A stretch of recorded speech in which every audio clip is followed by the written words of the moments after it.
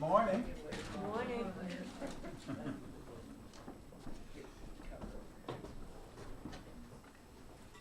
We're going to pick up right where we left off last week. We were in John chapter 2.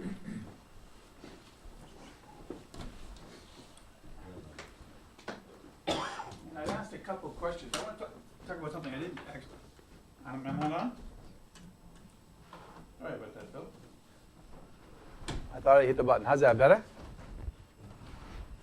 If you're joining us online, you haven't missed anything. I haven't really said anything.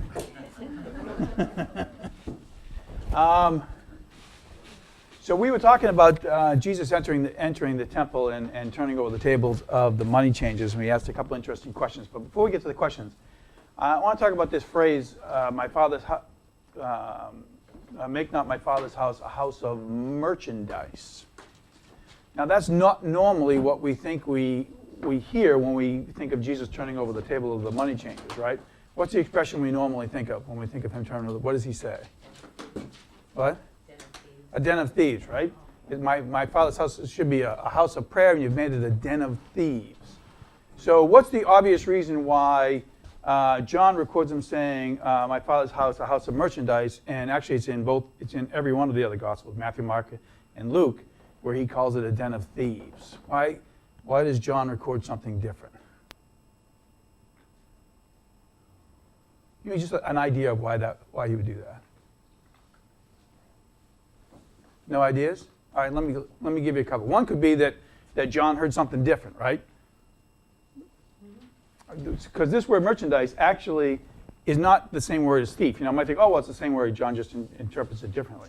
This word here is emporion, which and I never mentioned, the Greek word, but the reason I mention this one is because that's where you get emporium, which is a place of merchandise, right?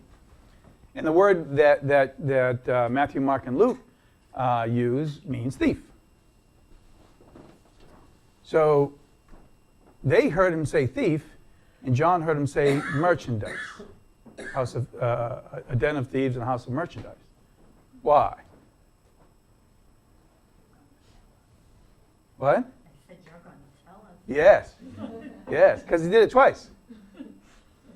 This actually takes place right at the first Passover. That's why it's in John chapter 2. When you look at the account of Matthew, Mark, and Luke, it's at the last Passover. It's in Matthew 21, Mark 11 or 13 or something like that, and Luke 19. He actually turned over the tables of the money changers 2 times. He did it the first time when he went to the first Passover, and then he did it the second time when he went to the last Passover. And so why does he say at the first Passover, you've made it a house of merchandise, and at the last Passover, he says you've made it a den of thieves? Why do you suppose he changed the words slightly? Because he's getting the same point across, but he changed the words. Any thoughts on that? Because he comes like a thief in the night, and he's about his Father's business. No, I don't think that's involved, and that is true. This is the first Passover, right? So they don't even know who he is. So if he comes in and turns over and says, you made this thing a den of thieves, their first response, this is just my opinion on the subject, is to say, who are you to call us we're a bunch of den of thieves? By the third year, everybody knows who he is, he knows what he stands for, and now he can openly say, you're a bunch of thieves. And this is how I believe the thievery worked, by the way, and if somebody knows something different, speak right up. But this is the way my understanding of it is. So when you had a feast like Passover, you had to bring a sacrifice. Well, most people didn't bring a sacrifice because they either didn't have a sacrifice, right? Jesus' family were tradesmen. They didn't raise, sheep and goats and that kind of stuff. So what you did is you went to the Passover and you bought a sacrifice. They sold them. And the problem wasn't actually the cost of the selling of the sacrifice. That was a standard price. The problem was, in order to buy a sacrifice, you had to buy it with temple money. And people didn't carry around temple money. People carried around Roman drachmas, or whatever the Roman money was. And so you had to exchange your money for temple money in order to buy the sacrifice. And the extortion took place in the exchange rate, because they would just charge whatever they wanted to charge you get 50 cents on the dollar, or 30 cents on the dollar, or 20 cents on the dollar. And you had no choice because you had to buy the sacrifice. I never heard of temple money. No? Can you explain that a little? Temple money was money that was used to buy sacrifices in the temple. It was a different set of money. You didn't use regular money, you used temple money. It was only, so how did they get the temple money? I mean, From the exchanges. That's how they got it. You took your money, just like how you get Canadian money. You take your money and you exchange it for their money. And the exchange is never dollar for dollar, right? It's always the exchanger always makes some kind of profit. When you go to a convenience store, you really get ripped off. I don't know what that has to do with anything, but I No, suppose. they changed. They have you. We they have exchange you the against money. the wall, Oh, I right? see what you mean. I thought you Yeah. meant, well, I just personally don't really care for convenience stores. No. I see. So when you go to like a store on the border, a convenience store, you can exchange your money there. Yeah, they'll Okay. take your American money, but they'll give you a crappy rate. Right. Very good. Thank But you. I have also heard, Jim, that they would charge exorbitant rates for animals as well. I think they were getting short end of the stick. both Certainly places. could be. But when they talk, that's certainly possible. But my understanding is it was a fixed rate. But when they talk about the where is it on here? The money changers. Poured out the changers' money. The money changers. The money changers are the people that change the money to the temple money. Okay. So here's the second point about this. The second point is this: whether they were crooked or not crooked, right? The temple wasn't supposed to be a place where you made money, right? So yeah, they were a bunch of thieves, and the fact that they were a den of thieves was a terrible thing. But whether they were a den of thieves or whether they were doing it legitimately, that's not what the temple was supposed to be about, right? The temple's not supposed to be about making money. God doesn't charge for love and grace. There's no charge for it. And so nobody should be making money on God's word. Now you have to make a living. I understand, some people make a living off of God's word. But you can take prosperity gospel and throw it out the window. In fact, Jesus didn't throw it out the window. What he did is he dumped it. He turned it over, right? Here's your prosperity gospel right down here. Here it is, just dumped onto the floor. So there's an interesting point about John chapter 2, is the fact that Jesus actually turned over the table of the money changers twice. I think it's in 2 Thessalonians where they talk about they'll make merchandise of you. Yes, Speaking of the false teachers. And yes, It's, so selling salvation, right? that's correct. Taking advantage of that situation. And they sure do, don't they? Yeah. Turn over John chapter 2 for a minute. Just a couple other things I want to take a point at. Chapter 2, verse 12. After this, he went down to Capernaum. Well, after this is after the wedding. So he just performed the miracle with his mother and his brethren, his disciples, and they continued there not many days. And the Jews' Passover was at hand. So it's not the Passover, because the Passover is going to be in another 3 years. It's the Jews' Passover. And then he turns over the money of the temple changers. And notice it says, in his house, his disciples remembered that it was written of him, the zeal of thine house hath eaten me up. So again, this is still in the personal part of Jesus' ministry, because it's disciples that learn from the message. Then answered the Jews and said unto him, What sign showest thou unto us, seeing that thou doest these things? Notice it doesn't point out, remember he says, my Father's house. They don't pick up on the fact that he calls it his Father's house.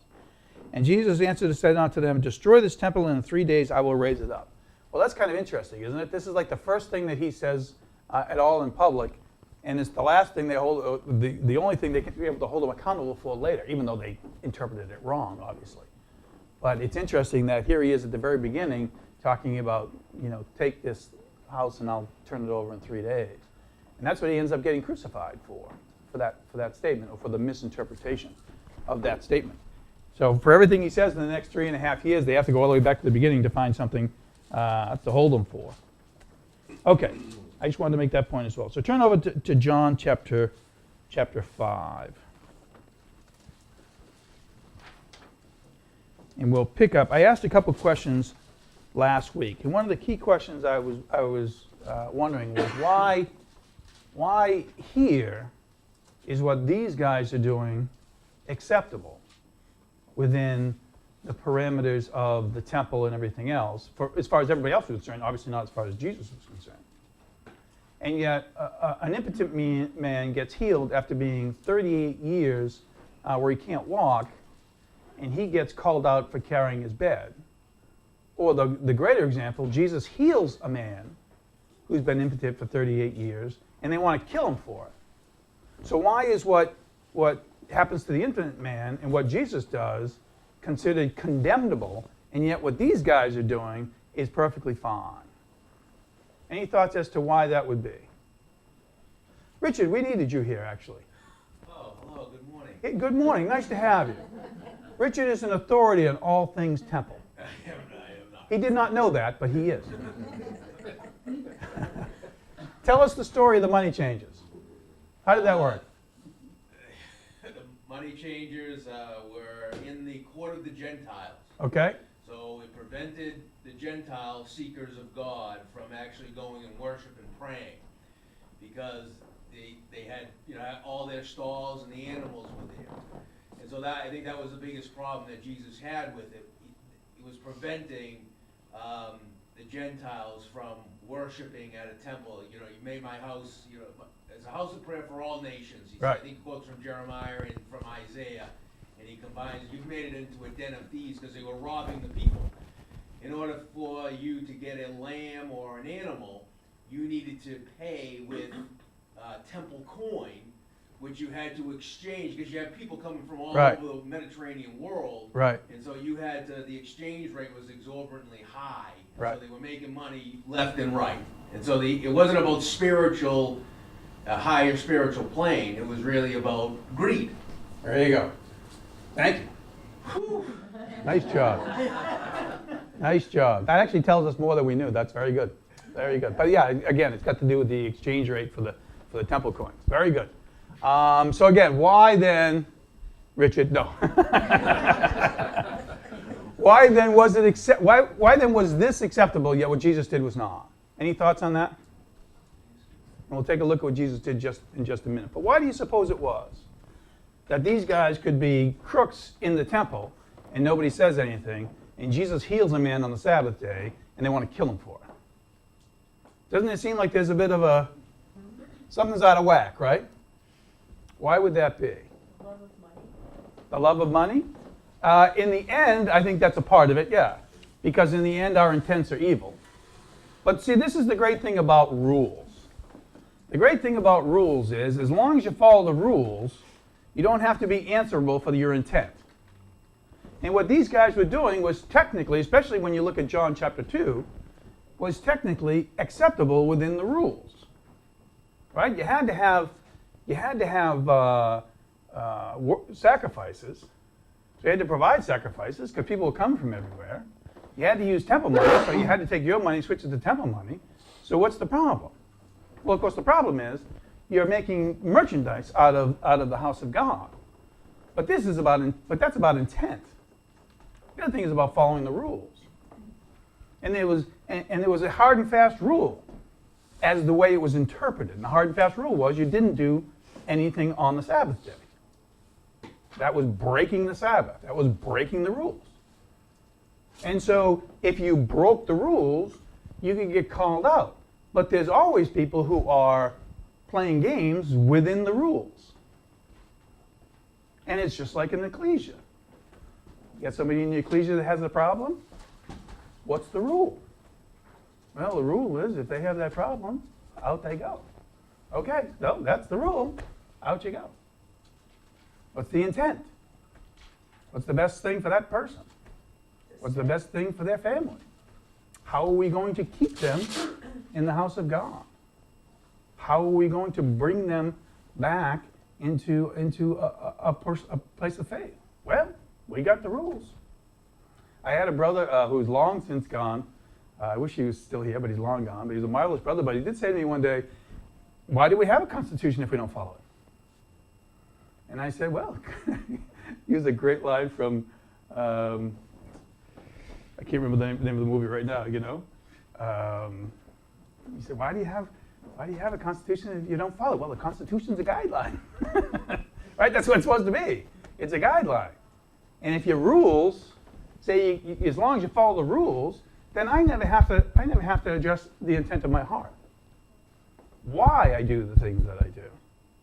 And remember, grace and truth is about heart and rules. It's about truth and grace. The reason God provides Jesus Christ is out of his love. That's an intent of his heart.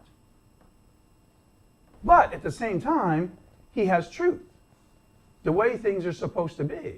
And again, with God, those things work together. They work in harmony with each other. It's man that draws the separation. It's man that says, okay, we have to sell this stuff. Well, then I can make a buck out of it. Well, yeah, but should I be making a buck out of the temple? Out of God's house of prayer? Should I be making a buck? It's within the rules. Jimbo. So the Corbin bit in Mark 7 comes to mind, where the folks were saying, "I'm not going to take care of my parents, but the money that I have that I was going to do that with, I'm going to make myself look good." Right. So their intent was to make themselves look better in everybody's eyes, and had nothing to do with trying to fulfill righteousness, trying to be faithful. Take It care of your was- family. It was what you look like. That Right. was there. And that goes to your intent comment, you know, that you can twist your actions. Sure. And I think it just goes to, it doesn't matter what we're doing. Our Heavenly Father knows our intent. Exactly. It's not like he he doesn't know what we're doing. That's right. That's right. But the thing about thank you, Jimbo. The thing about following the rules is it's about what I do. Right? These are the things. The law, the way it was being interpreted was all about, well, what am I supposed to do, or what am I not supposed to do, in order to make myself look better in the eyes of God. But it's all about what I do. Right? And remember, we talked about in John's Gospel, he focuses upon it's God first, it's God first, it's God first, because like Jim says, God can see everything. And everything is about the plan and purpose of God. And you keep making it about you. And it's not about you, it's about God. And it's natural for us to do that. Like Corbin is a good example. So I don't particularly care for my parents. So I'll give the money to the temple, right? And then, then it's okay. But the guys at the temple, they don't really know how much money I have. Well, my parents probably do. So I'll give the money, maybe, to the people in the temple. And then I don't have to honor my father and my mother because I'm supposedly honoring God. And God says that's not the way it works. Okay, thank you. So keep all that in mind as we come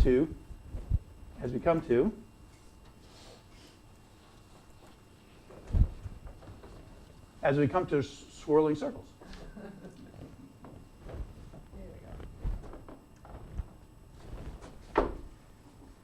Moment.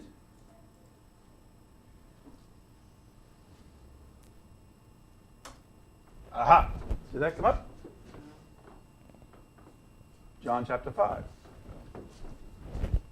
Turn over to John chapter. There we go. Thank you. After this, John chapter 5, verse 1, there was a feast of the Jews, and Jesus went up to Jerusalem. And he comes to the pool of Bethesda. Now there was at Jerusalem by the sheep market a pool which is in the Hebrew tongue, which is called in the Hebrew tongue Bethesda, having 5 porches. So there's 2 things I want to emphasize on this. The first thing is, we talked about the Feast of the Jews before. Anybody remember what feast it is? I'm going to show you that in a second. It's most definitely the Feast of Pentecost, and I'll show you why it's the Feast of Pentecost in just a minute. But it also says that they had 5 porches. So this is an actual artistic rendition of the actual Pool of Bethesda. It's one of those things that survived in one form or another for many years, and they dug it up, and they can actually, by looking at the archaeological find, recreate what the pool looked like, and this is the recreation of what they believe the pool looked like. And it makes the point that it has 5 porches. So what the porches are these here. So normally, you would have 4, right? You'd have one here, and one here, and one here, and one here. 4 porches. One goes this way, it's a square. There's 4 sides to a square, but this one had 5. It had one that ran through the middle.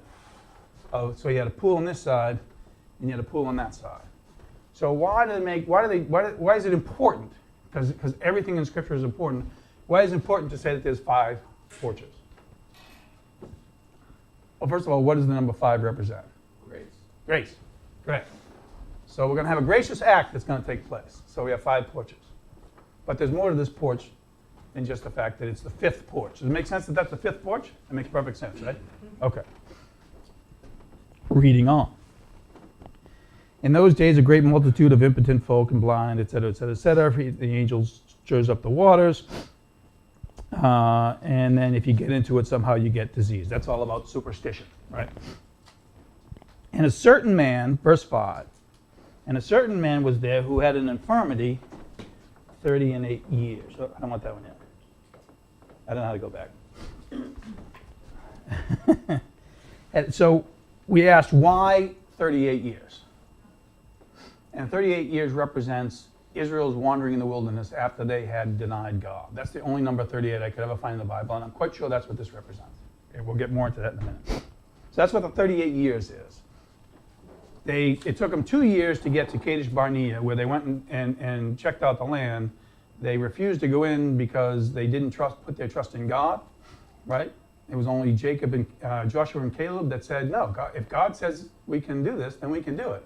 And they said, no, these guys are too big, we can't, right? And so they denied God. And so for 38 years, everybody died in the wilderness, right? And that's what this man represents. He represents the attitude of those who were left to die in the wilderness.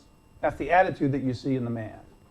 It's a defeated, superstitious attitude that says, I don't have a man. I can't do it. I'm defeated. And that's the attitude that they have, and I'll show you why. I'll back that up in a minute. But there's something else that goes on here as well. And this is where, as I look closely at this, my attitude towards this man has changed. Because he doesn't just represent the people that died in the wilderness. He's also going to represent the people that crossed over into the promised land. Because there's 2 sets of people in the wilderness. There's the ones who had come out of Egypt, were born in Egypt, came out of Egypt, and denied God and died. And there was those who were in the wilderness, were born in the wilderness, and they crossed over into the promised land. And this man's actually going to represent both before the miracle and afterwards. He's going to represent one before and the other afterwards. We're going to see that in just a minute. Verse 6, and when Jesus saw him lie and knew that he had been now a long time in that case, and we pointed out that a long time in that case meant that Jesus had seen him there for many, many years. Because why say he was there for 38 years and then Jesus says he knew he was there a long time? Well, Jesus certainly would have known he was there for 38 years. He would know what the man represents. But the point is made that Jesus saw him there year after year after year after year. He saw him there. And now he does something, and now he's going to do something about it. He saith unto the man, wilt thou be made whole? So the man doesn't call Jesus over. The man is by the pool, right? And Jesus comes. And this is one of the main reasons why I say this is Pentecost. Because here is the rules of Pentecost. And you know the story of the impotent man well enough, even without reading it through, to know that, to see, if you look at this, that everything about these rules is exactly what Jesus does. And he does it with an understanding of what the intent of the rule is all about. So this is Deuteronomy chapter 16, verse 10 through 12. This is the rules of Pentecost, or the rules of the Feast of Weeks. Feast of Weeks is Pentecost. Pentecost is 50 weeks, right? And so it says, thou shalt keep the Feast of Weeks unto the Lord thy God with a tribute of a free will offering of thine hand. Well, the healing of the impotent man is a free will offering. He's not told to do it. He's not asked to do it. He's not commissioned. Nothing. It's a free will offering. That's what he does. He heals the man. Which thou shalt give unto the Lord thy God. We'll talk about how he does that in a few minutes. According as the Lord thy God hath blessed thee. So how had the Lord thy God blessed Jesus? In many ways he blessed him, but specifically to this miracle. How would he bless him? He gave him the power to heal, right? That's how he blessed him. He had the power to heal. And thou shalt rejoice before the Lord thy God. Keep that in mind in a little while. Thou, and look who is thy son, thy daughter, thy maidservant, thy manservant, and the Levite that is within thy gates, and they're within the gates of Jerusalem, actually within the gates of the temple, where this was. And the stranger, which is exactly what this man was, and the fatherless, and the widow that are among you, in the place which the Lord thy God hath chosen to place his name. Where was that? Jerusalem. Jerusalem. And thou shalt remember that thou was a bondsman in Egypt. Why do you have to remember that? Why do you have to remember that you were a bondsman in Egypt? I remember your deliverance. You remember your deliverance? And what do you remember about your deliverance? That it wasn't you, it was God. You were a slave, and God pulled you up. Right? That's how it happened. You were a slave and God took you out. You didn't deserve it. It wasn't done by, only the good ones come out and the bad ones don't. Richard? Finish your thought. Okay. It wasn't good that only the good ones came out. Everybody came out. Everybody was saved. Didn't matter who you were. Didn't matter. If you were a Jew, you were brought out of Egypt. Right? If you know the movie The Ten Commandments, Dathan was terrible, right? But what's his name? Edward G. Robinson. He was brought out, even though he was a bad guy. Everybody was saved. So everything here fits exactly what Jesus does by healing the impotent man. Richard? Yeah, so I think there's along those same lines, Jim, I think there's a connection between remembering, the children of Israel were to remember that they were slaves in Egypt. Slaves to sin. That's right. But if you notice there too, it says that everyone was to rejoice before the Lord during Pentecost. Your sons, your daughters, your slaves, your man slaves and your maid slaves and the Levite. So it was a communal thing, number one, but number two, you were to remember that you yourself was a slave, and I think there was like a spiritual aspect of it. How are you treating these people? Because there's a lot of people, the fatherless and the widow, the man's slave and the maid slave, they were the lowest of the low in Jewish society. And in ancient societies. So I think there was like, how are you treating your neighbor type of thing. And that's a great point to the story of the impotent man. Because when the impotent man heals, they're mad at him for carrying his bed. Right? They don't say to him, first of all, they don't recognize him, even though he's been in the same place for 38 years. Jesus has been seeing him for probably 30 years, right? Or what it would be, since he was 12 maybe, or whatever. Been seeing him year after year after year. But they didn't see him.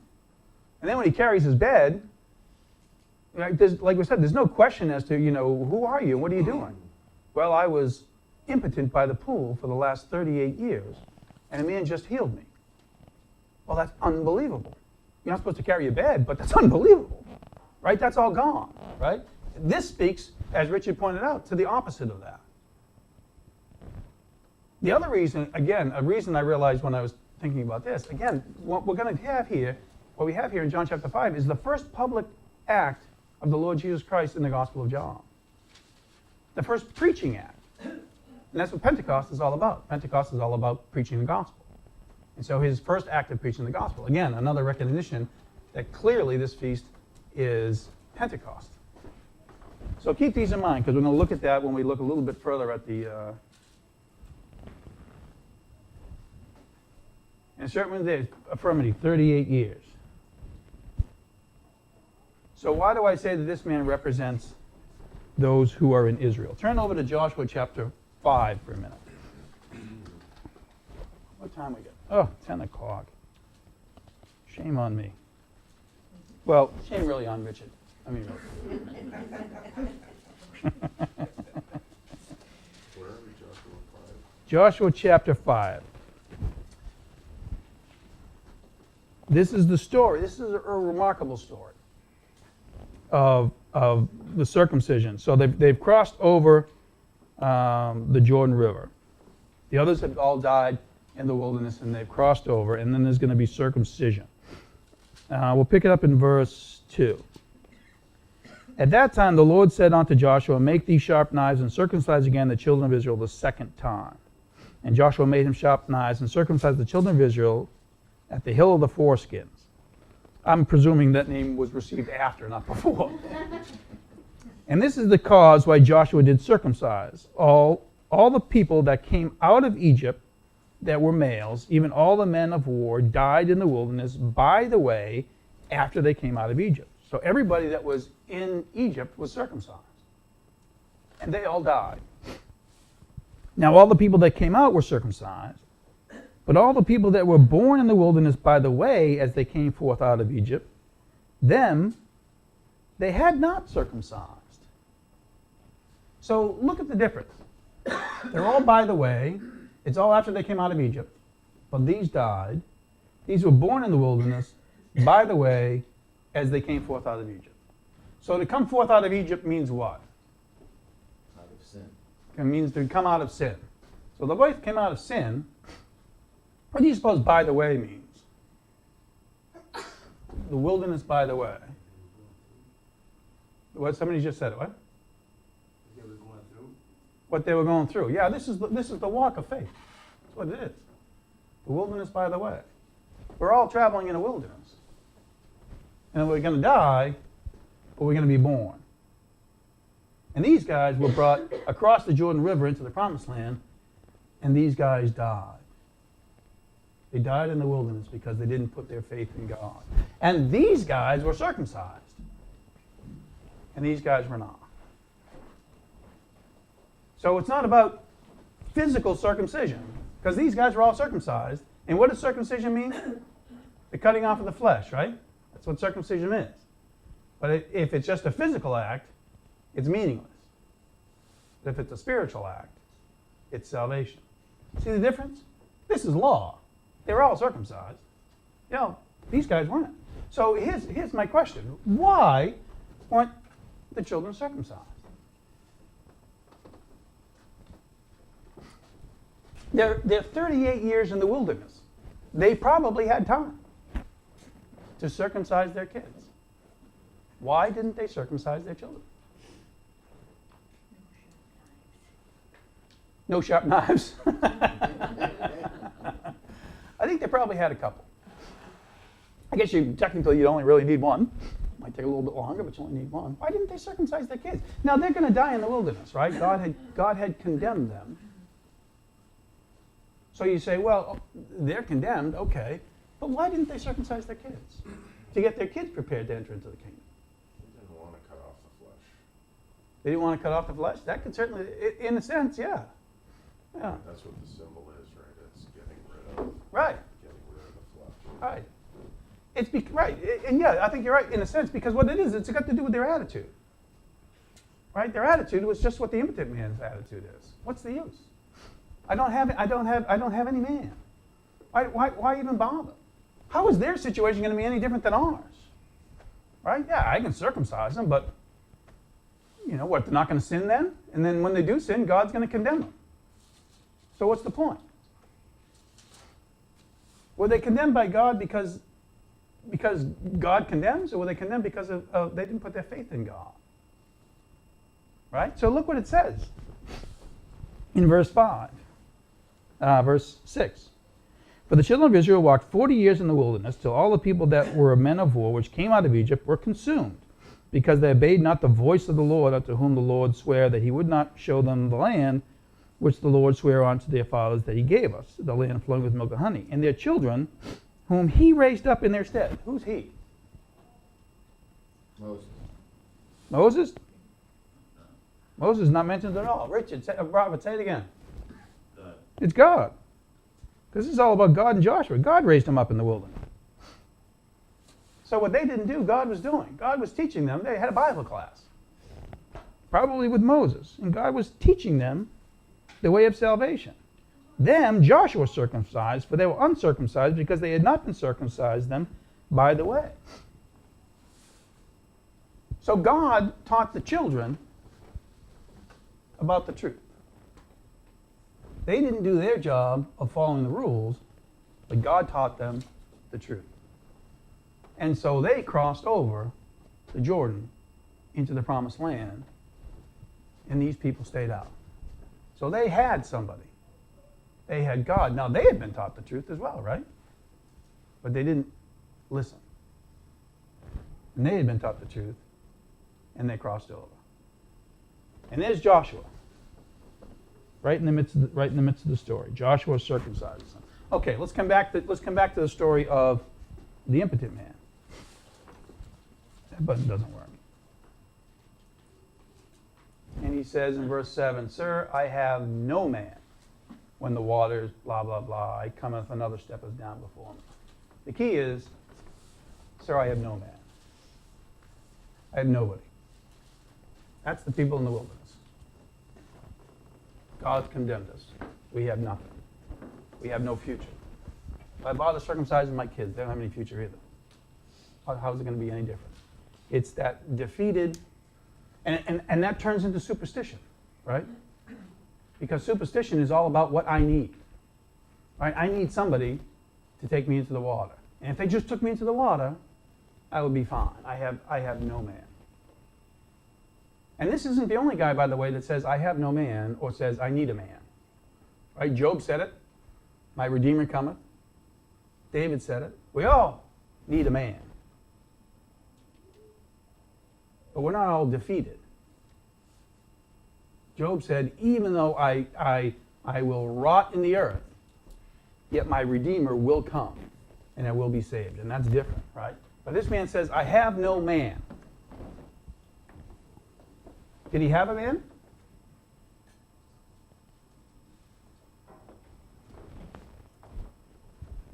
Oh, that's that one. Hold on. Jesus saith unto him, Rise, take up thy bed and walk. And immediately the man was made whole and took up his bed and walked. And on the same day was the Sabbath. So he didn't have a man, and then he had a man. Rise. He had the man. That's right. And he never goes in the water, right? He never goes in the water. Jesus says, Rise, take up thy bed and walk. And where did he walk, by the way? Any idea where he walked?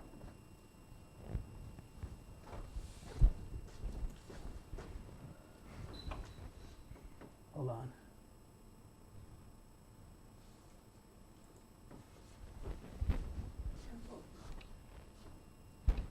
Any idea where he walked? Well, he walked in the temple, yeah, but he's in the temple already, actually. This is all part of the temple. It's all inside the gate. What is this? That's the fifth porch. Water on one side, water on the other side. This cuts off the water. That's where he walked. He crossed the water on dry ground. That's why they make such an emphasis on the fifth porch. Because the fifth porch represents salvation. You're saved by the man. Remember, it's Joshua that puts the ark in the middle of the Jordan River, right? The ark represents Jesus Christ. And they all walked across on dry land because of the Lord. Otherwise, it was at flood stage. They could have never made it across. So this fifth porch, this porch of grace, represents the crossing of the Jordan River by those who believe. And so that's what the impotent man does. He walks across, and he goes. Back to John chapter 5, if you're not there already, of which I'm not. And then makes the point about it being the Sabbath day. And the Jews therefore said unto him that was cured, It is the Sabbath day. It is not lawful for thee to carry thy bed. And he answered them, he said unto them, The same that said to me, Take up thy bed and walk, he's the one that told me that made me whole, right? The same that made me whole, the same said unto me, Take up thy bed. And they asked him, What is that? What man is that which said unto thee, Take up thy bed and walk?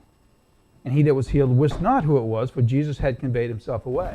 And I always thought it was wrong of the man, by the way, to not know who Jesus was. But the text actually tells us that it's Jesus that took off, before the man could find out who it was. A multitude being in that place, so there was a multitude of crowded. Afterwards, Jesus findeth him in the temple. So let me ask this question. How do you think the man felt about being healed? He's been impotent for 38 years. Jesus says, Rise, take up thy bed and walk. And he takes up his bed and walks. How do you think he felt? Wonderful. He felt wonderful. I would have to think he felt pretty wonderful. He'd been a defeated man for 38 years. He felt wonderful. I had been a defeated man for 30 years and got baptized. I felt wonderful. So of course he felt wonderful. How do you think Jesus felt about it? About raising this man up on the day of Pentecost. I think he felt wonderful too, seeing the glory of God proclaimed through his action. I think he felt wonderful too. I think he felt wonderful for the glory of God, and I think he felt wonderful for that man that he had seen there for years and years and years and years. And what does Deuteronomy say? Rejoice before the Lord. So when we come to this point where I had always thought he was admonishing the man. I think he's giving him an admonishment, but I think there's a whole different feel to it when you look at it that way. When Jesus findeth the man that saith in the temple, saith unto him, Behold, thou art made whole, sin no more, lest a worse thing come unto thee. I don't think it was a harsh rebuke. I think it was Jesus saying, okay, this is what's happened to you. Don't sin anymore, or else it'll just get worse. Learn from this experience. Right? I think it's a marvelous, I think it's a rejoicing experience. And so when the man runs off and says that it was Jesus, I always thought he was throwing Jesus under the bus. I don't think that's what he's doing at all. I think I was wrong. So cross that off your notes. I think he was praising, saying it was Jesus that did this for me. Jesus has made me whole. Now, again, that bit about being whole means healed, right? And that's the way the walk in the wilderness is. We are baptized into the saving name of Jesus Christ, but we have a walk to go through, just like this man has a walk to go through. A walk to go from being personally healed to being spiritually healed. And that's our walk in faith. What time do we got? 10:15. Great. This class is all about the speeches Jesus gives after the miracles. Therefore the Jews sought more to kill him because he not only had broken the Sabbath. Did he break the Sabbath, by the way? Was him performing this miracle a breaking of the Sabbath? We oftentimes talk about how Jesus broke the Sabbath. And there's no real clear-cut guidelines in the law, just kind of thinking off my head. What constitutes a violation of the Sabbath? We have recorded that the man was gathering firewood, but Right. we're not told that all righteousness and goodness had to stop on the Sabbath and you had to focus on the Sabbath. Right. But the Pharisees, they had made up rules and regulations around it, what constitutes Right. breaking the Sabbath. Right. So that's a great point. So why did they do that? To give themselves a boundary, a Right. cultural boundary and a societal boundary on how to act on the Sabbath and on a daily basis. Right. It gave them a semblance of control of Right. their lives. Right. Just like all laws. Yeah. Just like all rules. Right? I think it would be impossible for Jesus to break the Sabbath. He did no sin. Not it was God in his mouth. The Sabbath was all about don't do anything for yourself. That's what the Sabbath was about. And Jesus was doing this for God. And also Jesus makes the point, my Father continued to work and I work. So God didn't stop working on the Sabbath. Even though you go back to, well, on the seventh day he rested, and so we should rest. But God's never rested. That point is made again and again and again. That rested is metaphorical, if you will. But thank you, Richard. Those are excellent points. And then the second thing it says is, but also that God was his Father, making himself equal with God. I'll just make one more point. How does Jesus saying my Father worked, so I work, make him equal with God? If you think about it in the sphere of breaking the Sabbath, right? The great thing about rules is everybody has to follow the rules, right? So you give me a set of rules, I have to follow the rules. If I don't follow the rules, I'm breaking the rules. But God has his own set of rules. Like I say, God doesn't stop working in the Sabbath. So Jesus says God doesn't stop working on the Sabbath, so I don't stop working. Right? So I can judge you because I got you under the set of rules. And the set of rules says you don't work on the Sabbath. And you say to me, God works, so I work. Well, whose rules are you following? Right? You're following God's rules? I got a set of rules. I already have one. Right? That's how I think that's how he makes himself, how they think he makes himself equal with God. Calls him his son, and then he says, I do what my Father does. Well, the God told us to do nothing on the Sabbath. No, I mean, how often does Jesus say in his Gospels, you're doing this by traditions? God didn't. That's not what God meant. And the difference is always the difference between actions and intent. Because I can control your actions, but I can't control your intent. And the thing that grace does is grace represents intent. Because God's love is all about God's intent. God's laws are about the righteousness of God. It's about truth, what is right and what is wrong. God's grace is about God's intent, God's love. That's about the inward part of the heart. And what Jesus, and we don't have time to, we'll pick up on this starting next week when Jesus says the Father loves the Son, and why that's so important as opposed to I do this because I love my Father. Because God's intent is always perfect. And our intent can be questioned. So Jesus says, if I do this for myself, it's meaningless. But if I do this for God, his intent is always perfect. And his love is always perfect. And so if I follow God, then you can't question my intent. But if I do it for myself, you have every right to question what I do. But if it's a miracle, then it must be God's intent, because otherwise I couldn't do it. Unless I have some power that I shouldn't have. That make sense? All right. But So, man's laws contradict God's. We follow God's laws. right. Anywhere where man's laws contradict. Not to obey God rather than. Correct. Correct. All right, we'll pick up any questions or comments before we close?